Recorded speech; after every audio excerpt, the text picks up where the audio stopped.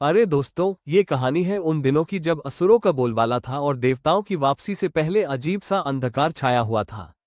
अंधेरे गगन में बिजली के झटकों की चमक और तूफानी बादलों की गर्जना उस समय की सुनसान रातों में नई गाथाएं रच रही थी। विशाल काली नगरी नागपुरी रक्तिम नदी के किनारे बसी हुई थी, जहां पत्थरों पर गहरे इतिहास की लकीरें लिखी थीं। इस नगरी में उस समय के वीर एवं दंशमय असुर शासन करते थे और कहानी की शुरुआत उसी से होती है। राजा बाली, जिनके चेहरे पर कई युद्धों के निशान हैं, ने अपने दो बेटों महाबला और वीरोचना के बीच सिंहासन की विरासत को लेकर चुनौती दी। वे दोनों एक ही खून से जन्मे थे, पर उनके रुख में कमाल का अंतर था। महाबला में सच्ची वीरता और शौर्य का संचार था, जबकि वीरोचना में छल कपट और अंधकार की अजीब सी चमक थी।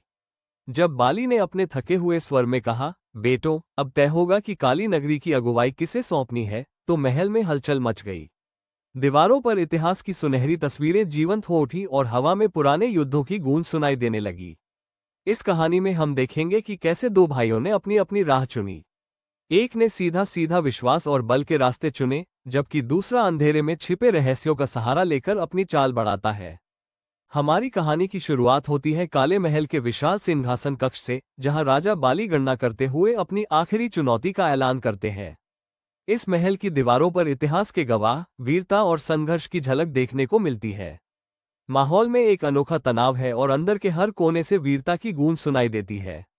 राजा बाली, जिनके चेहरे पर कई युद्धों के निशान हैं, थके हुए स्वर में बोलते हैं, बेटो, अब वक्त है ये तय करने का कि काली नगरी की अगुवाई किसे सौंपनी है। तुम दोनों में से केवल एक ही वह अधिकारी हो सकता है जो इस सिंहासन पर विराजमान हो सके। उनके शब्दों में थकान, प्रेम और कठिन निर्णय की झलक साफ दिखती है।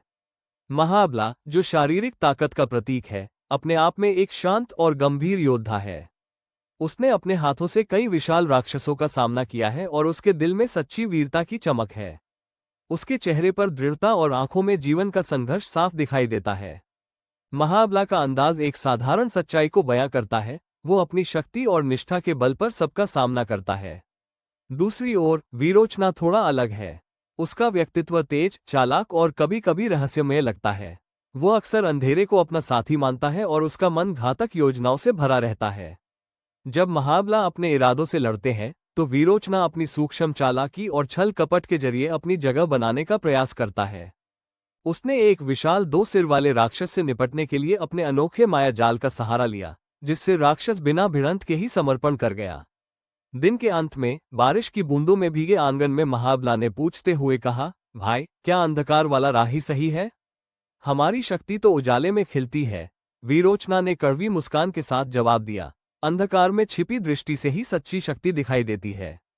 महल के बुजुर्ग सलाहकार चुपचाप उनकी ओर देखते हैं, क्योंकि उन्हें भविष्य में इस युद्ध के परिणाम का पता चलना है। यही है असली संघर्ष। वीरोचना अपनी नियति के अंधेरे मोड़ पर चलता हुआ पाताल लोक की ओर कदम बढ़ाता है। यहाँ वातावरण बिल्कुल बदल जाता है। चारों ओर ज्वालामुखीय नदियों की गर्मागर्मी, हड्डियों के ढेर और भयानक छाया में बसी दुनिया है। रास्ते में उसके हर कदम पर अजीब सी गूंज और भयावह कहानियां फुसफुसाती हैं। उसे अपनी मंजिल तक पहुंचने के लिए अपने भीतर के अंधकार से लड़ना पड़ता है। पाताल की गहराइयों में वीरोचना का मन और भी अधिक कठोर हो जाता है। अंत में जब वो एक प्राचीन मंदिर के समक्ष पहुंचता है, तो एक अद्भुत और डरावनी नाग देवी वासुकी उसकी प्रतीक्षा करती है। वासुकी की आंखों में उत्तेजना और चेतावनी का मिश्रण होता है। वो कहती है, तेरे भीतर की आग क्या जला सकेगी, बच्चा? बताओ, क्या तू अपने सपनों का पूरा बलिदान देने को तैयार है? वीरोचना बिना झिझक के जवाब देता है, मैं अपना खून, अपना मांस और अपनी आत्मा अर्पित करने को तैयार हूं, ताकि मैं अंधकार को अपनी ताकत का आधार बना सकूं। इस मंत्रमुग्ध कर देने वाले संवाद के साथ ही उसके जीवन में नया अध्याय शुरू हो जाता है। अंततः इस रहस्यमयी अनुष्ठान के दौरान वीरोचना वासुकी की दी हुई नागमणि प्राप्त करता है। नागमणि के साथ उसके जीवन में आश्चर्यजनक परिवर्तन आता है। उसकी आंखों में अब सांपों की चमक रहती है और उसका व्यक्तित्व पूरी तरह बदल जाता है। वो अब अपने पुराने स्वभाव से कहीं अधिक हिंसक, चालाक और भयावह प्रतीत होता है। इसी बीच अपने भाई महाबला का भी समय आता है। महाबला बुरी बहनाइयों से टूटे फूटे पर्वत मेरु की ओर यात्रा पर निकल पड़ता है। रास्ते में उसे तेज बर्फीली हवाएं, कठोर परीक्षाएं और दिव्य ऋषियों के संग चर्चाओं का सामना करना पड़ता है। ऋषि अत्रि स्वर्णिम वस्त्रों में सजे महाबला की परीक्षा लेते हैं। उन्होंने कहा, सच्ची विजय केवल बल से नहीं, बल्कि अपने लोगों की सेवा में निहित होती है। महाबला की यात्रा एक ऐसे सफर की तरह है जिसमें हर कदम एक नई सीख और नई चुनौती लेकर आता है। नागपुरी की अंधेरी रात्रि में वीरोचना अपनी अजीबोगरीब सेना के साथ वापसी करता है। उसकी सेना में नागन्याय, राक्षस और स्वप्न बुनने वाले अनोखे प्राणी शामिल हैं। आसमान में घने काले बादल छा गए हैं और सूर्य की किरणें आंशिक रूप से ही झलकती हैं। रक्त से रंगे नदियों का प्रवाह अब गहरा काला हो गया है, मानो पूरे संसार में विलाप हो रहा हो। युद्ध का माहौल ऐसा है कि जैसे जमीन और आकाश एक दूसरे में विलीन हो रहे हों। महाबला के निष्ठावान योद्धा पवित्र मंदिरों की रक्षा कर रहे हैं, जबकि वीरोचना का दल हर दिशा में अराजकता फैला रहा है। युद्ध भूमि पर ठहरती धूप के बजाय गूंजते हैं रक्त से सने मैदान, युद्ध की गर्जना और राक्षसों के दहाड़े। वीरोचना के अधर्मी भाषण में वो अपने दल को जोशीला स्वर देता है, आज रात हमारे अंधेरे में हम विश्व के सारे उजालों को मात देंगे। उसके शब्दों में डर और शक्ति दोनों का संगम है। नागन्याय उसके आदेश पर हिंसक झूमती है, स्वप्न बुनने वाले अपने जाल बिछाते हैं और राक्षस गुस्से में आगे बढ़ते हैं। महाबला अपने दिल में उम्मीद और कर्तव्य की लौ जलाए हुए युद्ध की रणभूमि में कदम रखता है। उसकी तलवार में उसकी आत्मा की चमक दिखाई देती है। उसके योद्धा दृढ़ और निश्चयी हैं, क्योंकि वे जानते हैं कि यह युद्ध सिर्फ मुकाबला नहीं, बल्कि उनके भविष्य का संकेत है।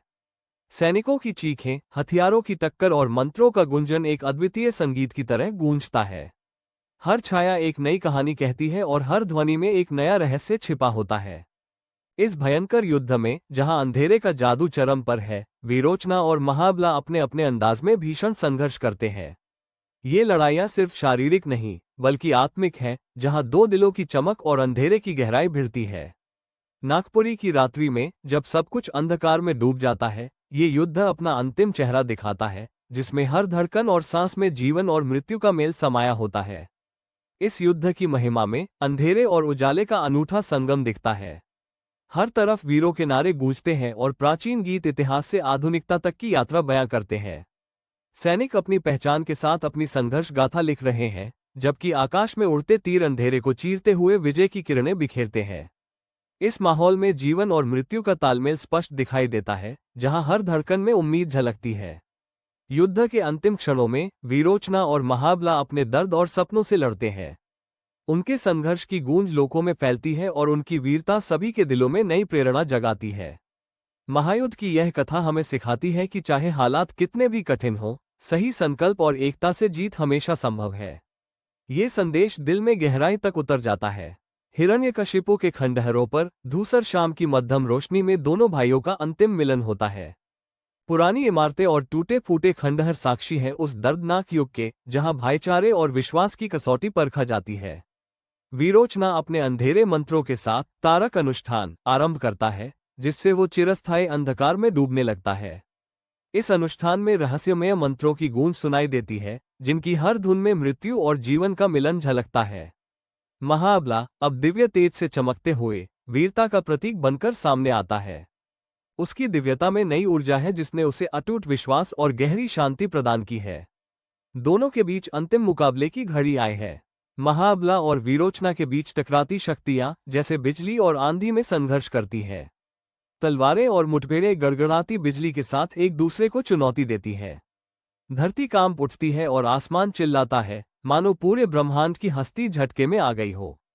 वीरोचना अपनी विकृत स्वर में कहता है, भाई, तू तो अतीत की बात है।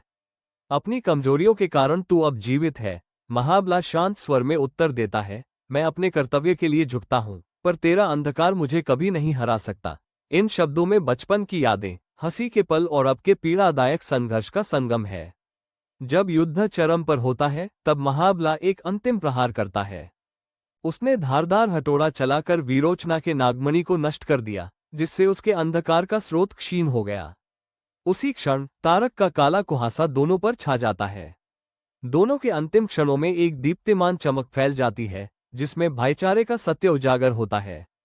टूटे सपनों और कटे रिश्तों के बीच महाबला और वीरोचना के जीवन में एक नया मोड़ आता है। उनकी दुश्मनी अब अतीत की धूल बनकर उड़ जाती है। इस भीषण युद्ध में जब दोनों के शरीर और आत्मा थककर बिखर जाती है, तब भी एक अटूट संदेश रहता है, सच्ची वीरता वही है जो कर्तव्य के लिए खुद को समर्पित कर दे। अंत में जैसे ही महाबला की अंतिम आहट सुनाई देती है, अंधकार भी सर झुका लेता है और पूरी धरती पर शांति फैल जाती है। हिरण्यकशिपु के खंडहरों के बीच नए भविष्य के संकेत चमकते नजर आते हैं। यह अंतिम युद्ध पुराने जख्मों को भरते हुए एक नए युग की शुरुआत साबित होता है।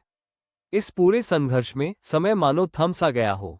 महाबला और विरोचना की आखिरी लड़ाई उनके व्यक्तिगत इतिहास का समापन है और अंधकार प्रकाश की सदियों पुरानी लड़ाई का अंत भी।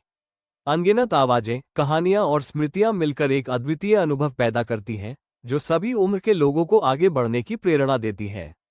यह आखिरी संदेश स्थायी शांति और नई आशा की ओर ले जाता है।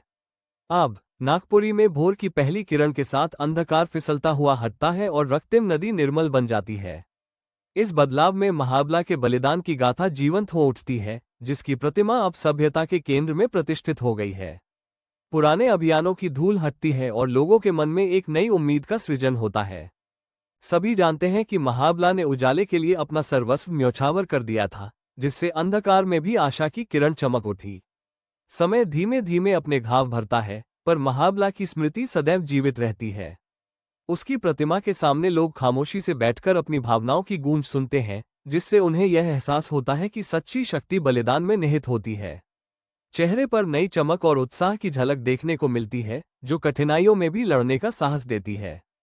नागपुरी के आकाश से बादलों की चादर उड़ जाती है और एक नई सुबह का आरंभ होता है। महाबला के बलिदान की कहानी न केवल एक युग का अंत है, बल्कि एक नए युग की भी शुरुआत है। ये संदेश हमें बताता है कि संघर्ष के बाद ही शांति और आनंद संभव है। आज जब सूर्य की किरणें फैल रही है, ये प्रतिमा एक अमिट आदर्श बनकर उभरती है। ये प्रतिमा हमारे दिलों में दृढ़ विश्वास जगाती है और भविष्य में नए सवेरे की आशा को भी संजोए रखती है।